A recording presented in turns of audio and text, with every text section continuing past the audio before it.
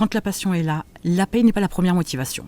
Voilà ce que j'ai entendu hier soir dans un documentaire qui parlait des recrutements de professeurs pour pallier à ce manque pour la rentrée de septembre. Alors sur le fond, c'est plutôt agréable d'entendre ça, d'entendre que cette personne-là, elle postule pour être prof avec cette passion qui l'anime de partager, d'échanger, etc. Ok, maintenant, nous on parle d'entrepreneuriat, donc on va le ramener dans l'entrepreneuriat, et on l'entend ça aussi. Alors, c'est ma passion, dans l'idée, même si je gagne un petit peu, ça me suffira parce que ce que je fais, j'adore. Ok, ça veut dire quoi ? Ça veut dire que finalement, sur cette approche-là, si l'argent n'est pas une motivation, on est sur « je me crée un job ». Même si vous n'êtes pas solo, parce que ça pourrait être dit quand on est en micro, solo, etc. Mais même si vous n'êtes pas solo, vous pourriez le dire.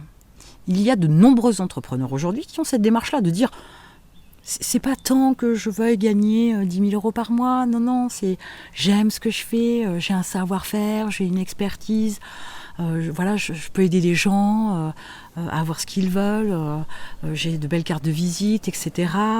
J'ai un background qui me permet de pouvoir apporter de la qualité, etc. Donc je suis transparent, j'ai un passif qui fait que voilà, on peut compter sur moi, je ne mens pas, j'apporte des résultats, etc. Après, si je ne gagne pas 10 000 € par mois, c'est pas grave. Ok, ce discours-là, je peux l'entendre. Sauf que clairement, on n'est pas sur l'entrepreneuriat. Dans la mesure où l'idée, c'est d'avoir un système qui génère de l'argent, même si on est sur une thématique, même si on est sur un marché, même si on est sur la vente de prestations, de produits, peu importe, qui nous plaît et qui nous passionne, j'entends bien, mais dans ce cas-là, c'est plus un hobby. Accessoirement, on pourrait même le faire gratuitement. L'entrepreneuriat, on n'est pas là-dessus. L'argent, c'est une des clés de voûte du principe de l'entrepreneuriat.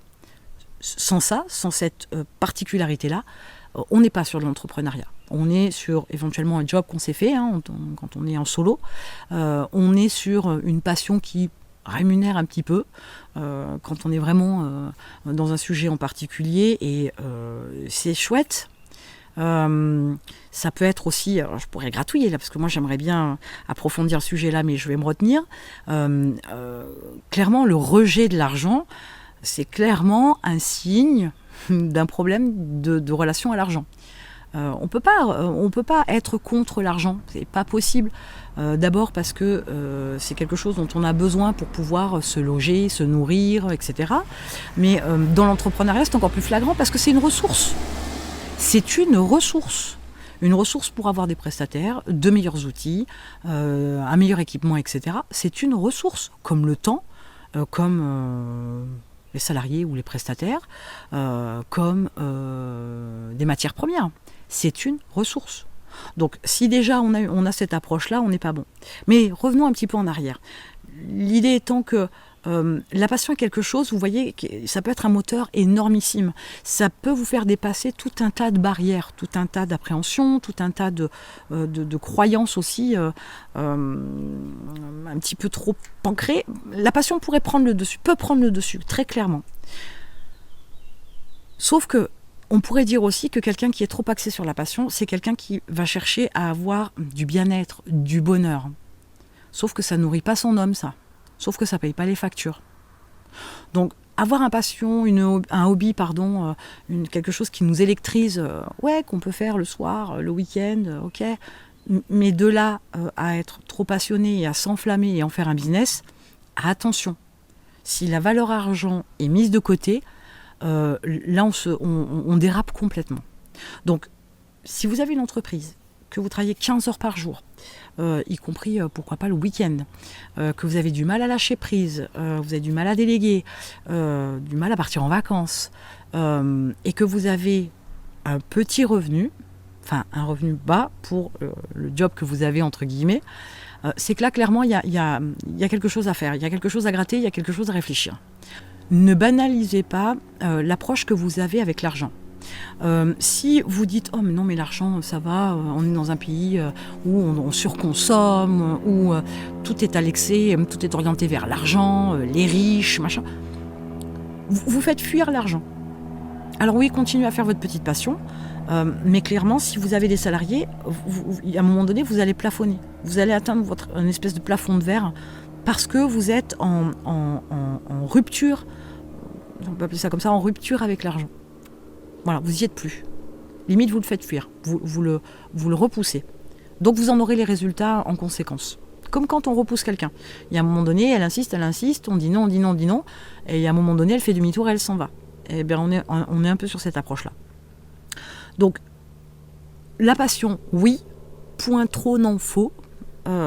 Limitez-vous quand même, parce que si ça vous prend trop au trip, vous allez oublier tout ce qu'il y a à faire derrière. Le facteur argent, qui est une ressource à gérer, d'accord, on en a en stock, mais voilà, il faut gérer son stock, de façon à ce qu'il y ait un réel équilibre dans l'entreprise.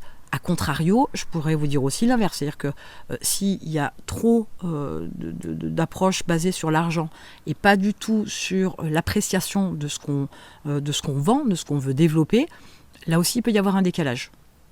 Arrivé à un certain niveau, on le voit encore parce que on va racheter des entreprises qui nous parlent, on va racheter des entreprises ou créer d'autres entreprises qui sont en rapport avec nos valeurs. Mais on va aussi acheter des entreprises, à un moment donné, c'est pur manque de l'argent. Il y a un aller-retour à faire, il y a une déstructuration, une restructuration, un découpage, potentiellement. Après, si vous ne voulez pas être rentrer vraiment dans les entreprises que vous rachetez ou que vous créez, vous pourriez être que sur des secteurs rentables. Mais de toute façon, il faut quand même connaître son marché, sa cible, ses produits, ses prestations. D'accord ? C'est pas parce qu'on a les moyens de créer une entreprise qu'on va payer, que tout va être fait et qu'on n'aura rien à faire. Un marché, ça s'appréhende, on est proactif quand on est entrepreneur, donc forcément, si on ne connaît pas son marché, ni sa cible, ni son produit, à un moment donné, on ne pourra pas anticiper. Donc c'est voué à l'échec. Voilà, tout ça pour dire que la passion, oui, pour votre entreprise, mais point trop, non faux, comme je le disais tout à l'heure, avec modération, entre guillemets, et prendre en considération la ressource argent, elle ne doit pas être négligée, et vous devez avoir une certaine ambition. Sans ça, il y a un moment donné, il y aura un décalage, vous en ferez trop, vous n'y trouverez plus votre compte, parce que ça peut être satisfaisant au début, mais à la longue, à un moment donné, de toute façon, on a besoin d'argent, et pour l'entreprise, et à titre perso pour vivre, donc forcément, vous serez obligé de prendre en considération cette partie-là, cette ressource-là. En attendant, un truc que vous pouvez faire, c'est gérer votre temps. Vous avez un lien dans la description. Je vous apprends à contrôler et maîtriser votre temps pour justement ne pas vous enflammer avec votre passion et faire 15 heures par jour, en faire nettement moins, mais être d'autant plus efficace pour pouvoir vous dégager du temps et vous faire plaisir à continuer à toucher votre passion, à pratiquer votre passion sans être payé. Mais ça, c'est un choix. Vous avez un lien dans la description et je vous retrouve de l'autre côté.